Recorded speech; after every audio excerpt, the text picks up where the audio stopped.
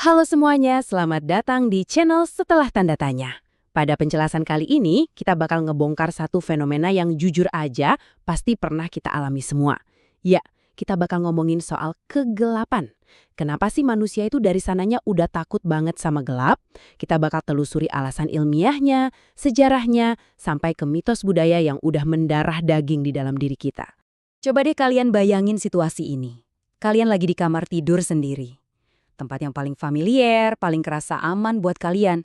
Tapi, begitu saklar lampu dimatiin dan ruangan tiba-tiba jadi gelap gulita, kenapa suasana kamar yang sama persis itu tiba-tiba kerasa mencekam? Kayak ada yang ngeliatin gitu kan? Kenapa cuma karena hilangnya sebuah cahaya, rasa nggak nyaman yang luar biasa itu bisa muncul? Nah, hari ini kita bakal kupas tuntas pertanyaan itu. Kita bakal buka lapis demi lapis, mulai dari kebiasaan budaya kita sampai ke cara kerja saraf di dalam otak kita. Oke, kita mulai dari hal yang paling dekat sama kehidupan sehari-hari kita dulu ya. Ketakutan universal kita sama gelap ini sebenarnya nempel banget loh sama budaya lokal kita di Indonesia. Waktu kecil kita pasti sering banget ditakut-takutin soal sandekala, pamali keluar rumah pas maghrib katanya. Terus ada lagi cerita soal wewe gombel, lampor si keranda terbang, sampai kuyang. Kalau kita lihat dari kacamata analitis, mitos-mitos ini tuh sebenarnya berfungsi sebagai batasan psikologis aja. Sengaja diciptain dan diceritain turun-temurun buat mastiin anak-anak tetap aman di dalam rumah pas matahari terbenam.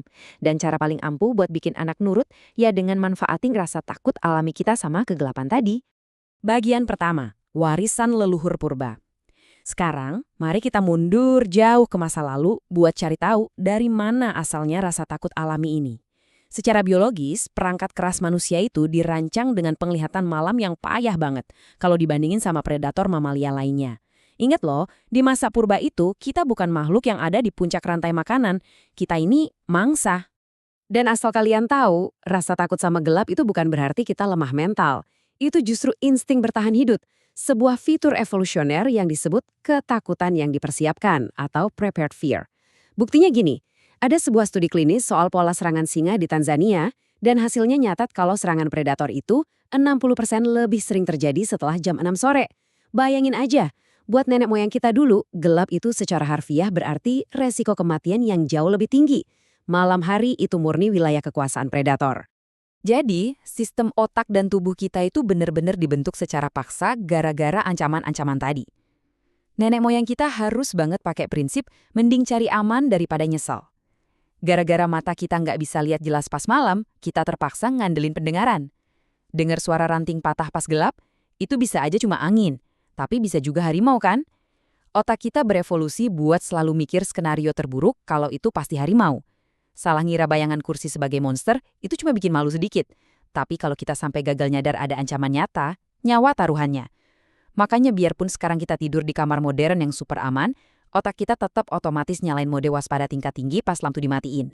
Yang lebih menarik lagi, memori purba ini selalu muncul secara konsisten seiring bertumbuhnya seorang anak loh. Takut gelap itu udah jadi fase perkembangan yang wajar dan gampang ditebak, dan puncaknya itu ada di usia 3-6 tahun. Kenapa di usia segitu?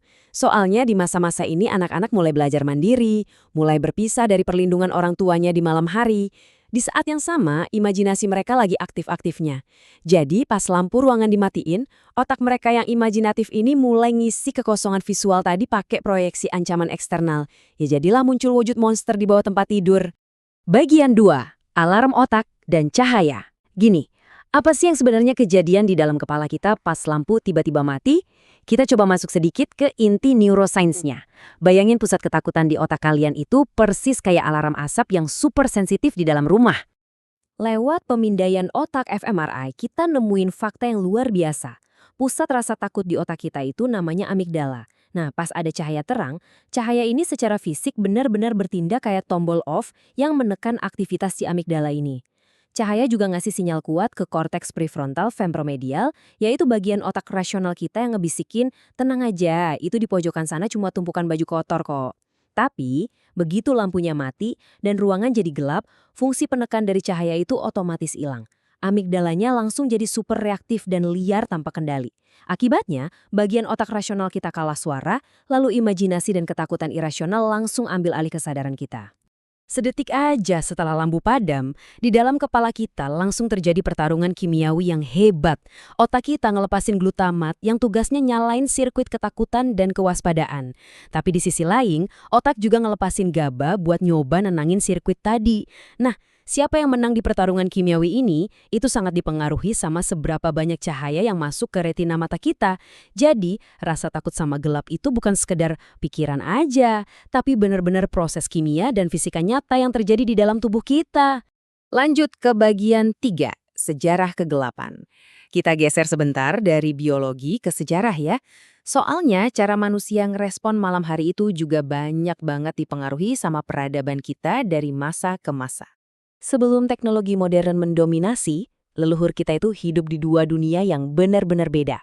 Ada dunia siang yang dikuasai cahaya, dan dunia malam yang dulu sering dijulukin kekaisaran malam. Di era pra-industri, malam hari itu benar-benar waktu yang ditakutin karena maraknya perampok, penyakit, dan kepercayaan sama hal-hal supranatural. Baru deh di akhir abad ke-17 kita mulai pelan-pelan menjajah malam dengan pasang lampu jalan di kota-kota Eropa, dan puncaknya pas Thomas Edison nemuin bola lampu pijar. Teknologi ini ngerubah budaya kita jadi masyarakat yang aktif 24 jam. Tapi ini malah nyiptain sebuah ketidakcocokan evolusioner. Budaya kita nganggap gelap itu cuma soal pencet saklar lampu, tapi biologi purba kita masih mikir kalau gelap itu ancaman yang mematikan. Bagian 4, fobia dan horor modern. Terus, gimana jadinya kalau ketidakcocokan evolusi ini malah bikin kecemasan alami kita jadi kelewatan di dunia modern? Kalau kecemasannya udah nggak terkendali lagi, dalam dunia klinis kondisi ini disebut nyctophobia. Ini bukan sekedar rasa merinding dikit pas listrik padam ya. Nyctophobia ini benar-benar fobia yang melumpuhkan secara nyata. Penderitanya bisa ngerasain gejala fisik yang ekstrim, kayak jantung berdebar kencang, sesak napas, sampai serangan panik, cuma gara-gara ngebayangin ada di tempat gelap. Dan parahnya, fobia ini bisa terus menetap sampai berbulan-bulan dan ganggu aktivitas harian mereka secara signifikan.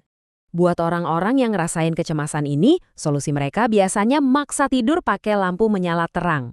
Tapi masalah utamanya, cahaya terang ini bikin otak berhenti memproduksi melatonin, hormon yang penting banget buat memperbaiki sel-sel tubuh kita. Tanpa melatonin, ritme tidur sirkadian kita bakal hancur. Penekanan melatonin yang terus-terusan ini dampaknya ngeri banget loh.